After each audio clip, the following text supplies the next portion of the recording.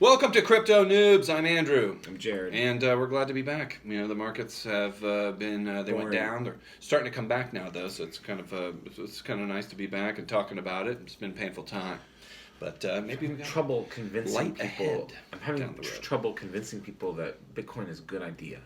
You have to explain to them why a Bitcoin is a good thing. Right. What gives it value? Yes. What gives it value? Yeah. Well, I mean, there's certain factors. I would say it's decentralized. So there is no headquarters. They want to know. People ask me, who's the president of Bitcoin? Well, there's no president. Well, I mean, it's like there's no CEO. There's no headquarters. That they don't advertise. It's the not Treasury. A company. Somehow there's a secretary of Bitcoin. No, there's no secretary of Bitcoin. It's not a governance structure there. But these are the questions that people have. Well, what you want to tell them is that it's computer code that was dropped on the world in 2008 during the housing bubble when that burst, and essentially it's computer code that people decided they could also exchange for value. Because what is money? But what we agree has value to exchange for goods and services. So this is like money, but it's digital. Well, exactly. Yeah, it's digital. And when you think about it, we use our credit cards and debit cards every day. That's digital money flying around. So digital? The youth today understands this is like everything's digital. Why wouldn't money go digital? And so it's decentralized, which gives it value because there's no central controlling authority like a state that can mess it up for you and confiscate it and things like that. It's a peer-to-peer, so you don't have to. It's permissionless. You don't need to go to a bank. A bank doesn't give you permission for me to give money to Jared. Jared can give money to me. Don't tell me what to do. Well, I'm not. If we did hypothetically, we don't need a bank. All right, so peer-to-peer, it is open source, and so one of the oldest things known to man is a ledger of like, I paid you this chicken on this day. And so Bitcoin is like that. I don't want a chicken. All the transactions are on this ledger, and it's open. It's like the books are open for Bitcoin. Yeah, you can cook go look at books. You cook books. That's what you do. No, well, I don't cook books. I got no books to cook. But I will tell you that you can't really cook the Bitcoin books because it was set up so expertly that the people who secure the network are incentivized to do it correctly so that they get rewarded in Bitcoin. Censorship resistant. Okay, censorship resistant is very important because they'll get you. There was a way for you to secure your money, whereas FDR confiscated all gold in 1933, made it illegal for U.S. citizens to hold gold, and wasn't the only country to do this. By the way, everybody knows, Andrew. Everybody knows that the U.S. dollar is backed by bars of gold bullion. No, it's not. It's not. There's hell in Fort Knox.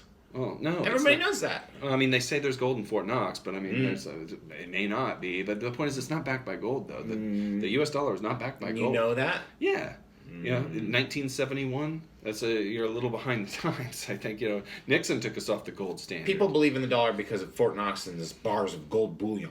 No, I don't think they believe in that. I mean, believe it. The point is, Nixon took us off, right? And we're not backed by it. You can't take your dollars in and get precious metals in exchange for them. And the U.S. dollar has lost over 90% of its value since it was created. I know a guy. So, Bitcoin's not like that. It's and so it's also scarce. There's only 21 million of them ever. Okay, 21 million. Start beachcombing.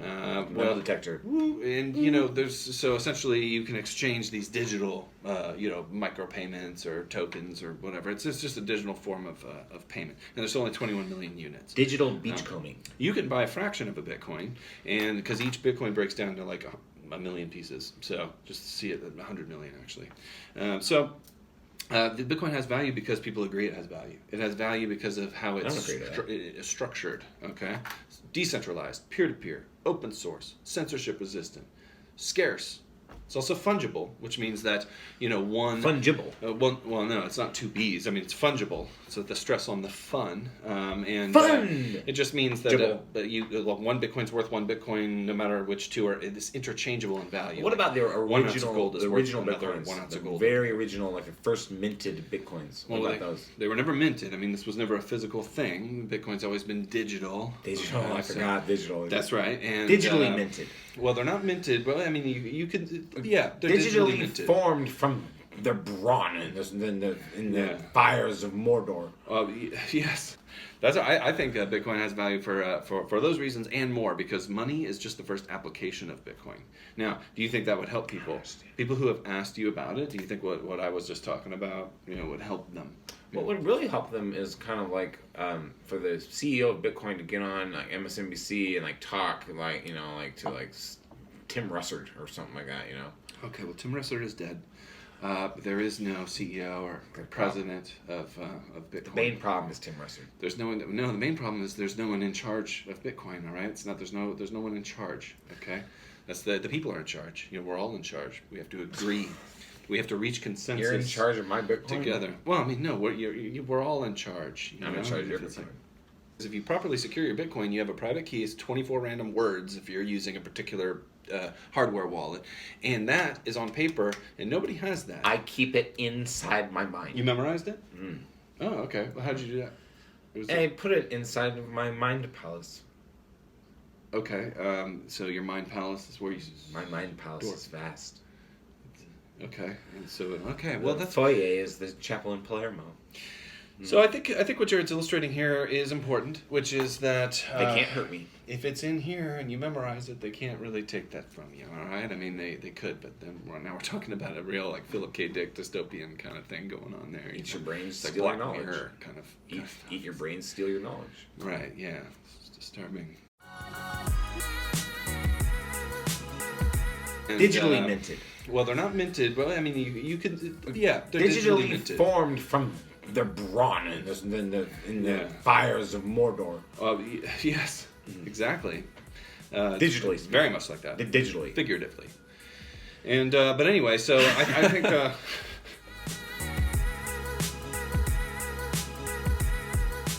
Until next time, thanks for coming back. We're gonna be rocking it out, just cranking some material out here. You go off and do your nerd stuff. Yeah, well, that's what I do. Yeah, I'll be here. All right. Well, till next time. Majante.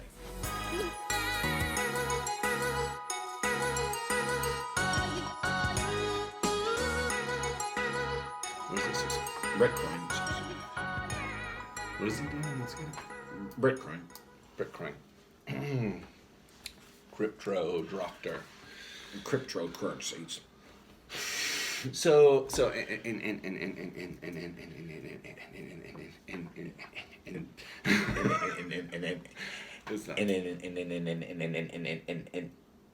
and this is just digital.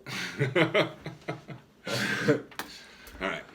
Okay. So welcome to Crypto Newbs. I am Andrew. I am Jared. And good to be back. It's been a little while, and markets have been they went way down. Boring. Like 70%, and it was painful actually. And I think a lot of people left the YouTube space. I had to. So, yeah, I mean, we had things going on, and if you guys do want to help us out, if you like the content today, the people always say smash up the like button. I don't like that. Everyone says it, and they all end up their videos by saying peace out. Like all of them say peace. Say war out. Peace out. Stuff like war that. in. So we're going to change that, all right? And so it really is a positive thing that you should try to make less foggy for people, Well, that's very good. And that's why I got Andrew here to kind of fill in all that gobbledygook. Did you look at my notes? No, that's for you. You got really serious there. You were saying good stuff about like embracing blockchain technology and stuff. Oh man, you got serious. Let me give you the shirt.